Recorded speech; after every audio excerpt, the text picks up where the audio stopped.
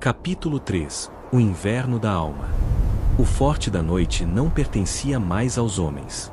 Ao longo de 7 anos, ele havia se transformado em um mausoléu habitado pelos vivos. As pedras negras, antes frias e úmidas, agora pareciam pulsar com uma bioluminescência fraca e doentia, alimentada pelas runas de gelo que a rainha cadáver desenhava nas paredes com o próprio dedo. Osric Stark caminhava pelos corredores vazios. Ele não dormia mais. O sono era para criaturas de sangue quente, para aqueles que precisavam restaurar energias gastas. Osric era uma fonte inesgotável de vigor gélido. Sua pele havia assumido um tom cinza azulado permanente, e quando ele falava, sua voz não carregava a vibração da garganta, mas o estalo de gelo se partindo. A patrulha da noite havia sido purgada. Os fracos, os honrados e os que se recusavam a esquecer os deuses antigos haviam alimentado os represeiros ou as criaturas na floresta. O que restava era um exército de 500 homens, mas eles não eram mais irmãos. Eram cascas. A feitiçaria da rainha havia se infiltrado em suas mentes. Eles não questionavam. Eles não sentiam medo. Eles não sentiam saudade de casa. Eles estavam ligados a Osric por laços psíquicos invisíveis, uma colmeia mental onde a vontade dele era a única lei. Eles usavam armaduras de gelo negro, forjadas não com fogo, mas com feitiços de congelamento que tornavam o aço tão duro quanto o diamante e tão frio que queimava a pele nua de qualquer inimigo. Osric parou na varanda de sua torre. Abaixo, no pátio, um ritual estava acontecendo. Não havia fogueiras. Havia apenas círculos de pedras brancas. Ele observou seus irmãos trazerem prisioneiros. Selvagens que se recusaram a entregar seus filhos. Eram homens e mulheres fortes, guerreiros do povo livre, mas agora estavam acorrentados, ajoelhados na neve. A rainha estava lá. Ela flutuava entre eles, tocando suas testas. Osric sentiu, através do vínculo, o que ela fazia. Ela não estava matando-os. Ela estava apagando-os. Ela estava retirando as memórias do sol, do fogo, do amor materno, da raiva. Ela estava deixando apenas o vazio.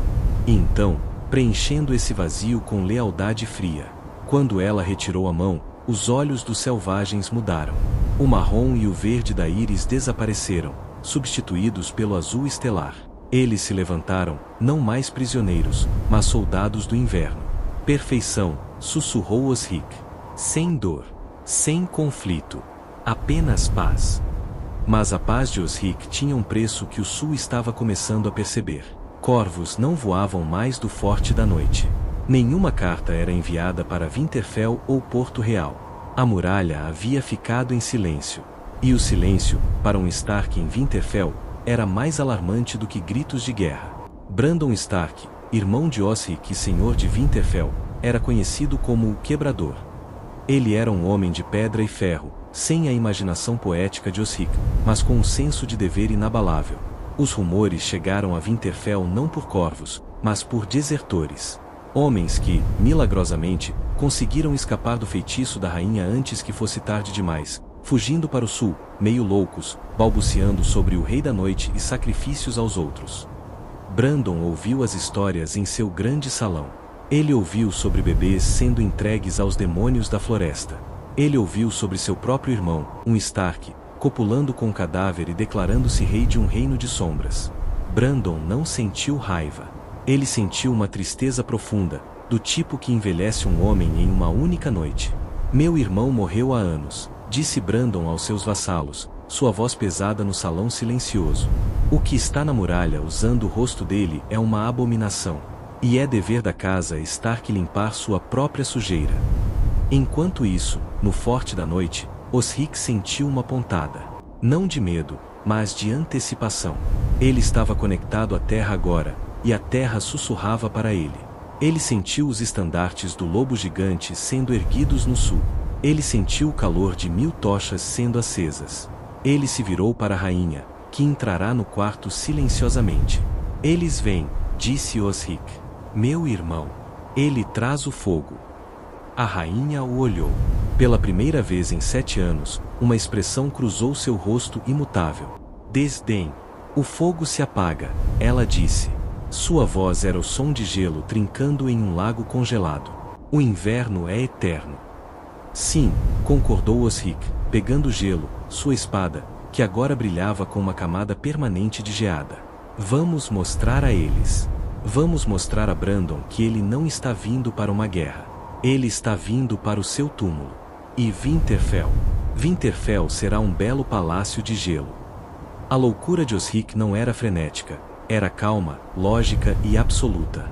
Ele realmente acreditava que estava salvando o mundo, congelando em um momento de perfeição estática. Ele não via a monstruosidade de seus atos, apenas a pureza de sua visão. E essa convicção o tornava o inimigo mais perigoso que o Norte já havia enfrentado. Capítulo 4 – O Lobo e o Berrante. A ameaça de Osric Stark alcançou lugares que nenhum Stark jamais imaginou aliar-se. Para além da muralha, nas presas de gelo, Joramon, o rei para lá da muralha, observava o céu. Joramon não era um selvagem comum. Ele era um sábio, um homem que conhecia as canções antigas e os segredos da terra. E ele carregava consigo um artefato de poder terrível, o Berrante do Inverno. A lenda dizia que, se soprado, o berrante acordaria os gigantes da terra e derrubaria a muralha. Joramon nunca pretendeu usá-lo. Ele sabia que a muralha protegia tanto os selvagens quanto os sulistas dos verdadeiros inimigos, os caminhantes brancos. Mas agora, a muralha havia se tornado a toca do inimigo. Joramon viu os clãs desaparecerem. Ele viu mães chorando por filhos roubados pelos corvos de gelo. Ele percebeu que os caminhantes brancos não estavam atacando a muralha porque controlavam a muralha. O Lorde Comandante havia se tornado seu general humano. Se Osric não fosse parado, ele abriria os portões para o exército dos mortos marchar para o sul. E o povo livre, preso entre a muralha e o inverno real, seria exterminado primeiro. Joramon tomou uma decisão que desafiava 1000 anos de ódio. Ele marcharia para o sul. Não para atacar o reino, mas para salvar a muralha de seus guardiões. A convergência aconteceu nos campos nevados ao sul do Forte da Noite. Brandon Stark, o Quebrador, chegou com um exército de vassalos nortenhos, Ombers, Boltons, Carstarks.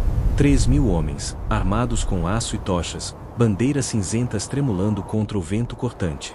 Mas quando chegaram à vista da muralha, encontraram o caminho bloqueado. Não por Osric, mas por um mar de selvagens. Joramon estava na frente, montado em um mamute lanudo gigantesco. Os lordes do norte sacaram suas espadas.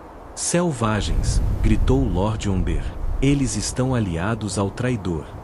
Esperem, ordenou Brandon, cavalgando para a frente. Ele olhou para Joramon.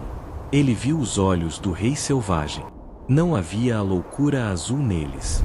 Havia apenas determinação humana. Joramon desceu do mamute e caminhou sozinho pela terra de ninguém. Brandon desmontou e foi ao seu encontro. O lobo e o selvagem ficaram cara a cara, com o hálito branco se misturando no ar frio. Você vem matar seu irmão, disse Joramon. Não era uma pergunta. Eu venho matar um monstro, corrigiu Brandon. E você? Veio saquear enquanto sangramos?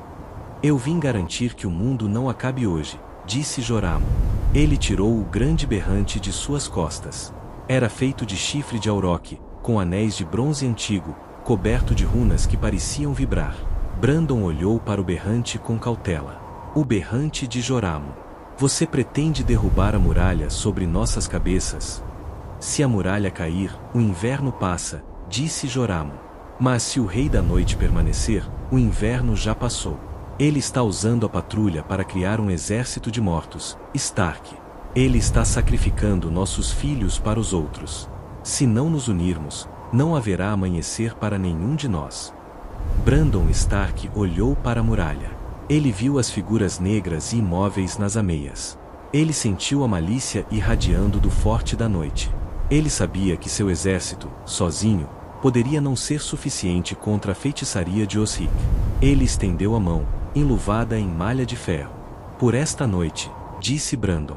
O lobo corre com o mamute. Joramon apertou o braço de Brandon. Por esta noite. Mas amanhã, Stark, se sobrevivermos, eu volto para minhas terras. E você fica nas suas. Feito. A aliança mais improvável da história de Westeros foi forjada em segundos. Naquela noite, eles atacaram. Não foi um cerco convencional.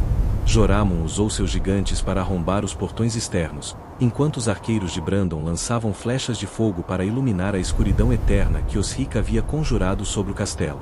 Osric assistiu do alto de sua torre. Ele viu os estandartes do lobo e os estandartes de osso lado a lado. Eles trazem o caos, disse ele à rainha cadáver. Eles trazem o calor sujo e a vida desordenada. Eles querem destruir nossa perfeição. A rainha tocou o rosto dele. Seu toque queimava de tão frio. Então vamos dar a eles o silêncio. Osric levantou as mãos.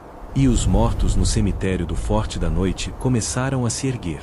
Não apenas os corpos recentes, mas os antigos lordes comandantes, enterrados há séculos nas criptas geladas. Esqueletos vestindo trapos negros, armados com aço enferrujado, levantaram-se para defender seu novo rei. A batalha pela Aurora estava prestes a começar. E no centro dela, dois irmãos, um de sangue quente, outro de gelo, lutariam pelo destino da humanidade. O berrante de Joramon não derrubaria a muralha naquela noite, mas seu som acordaria o norte de um pesadelo de 13 anos.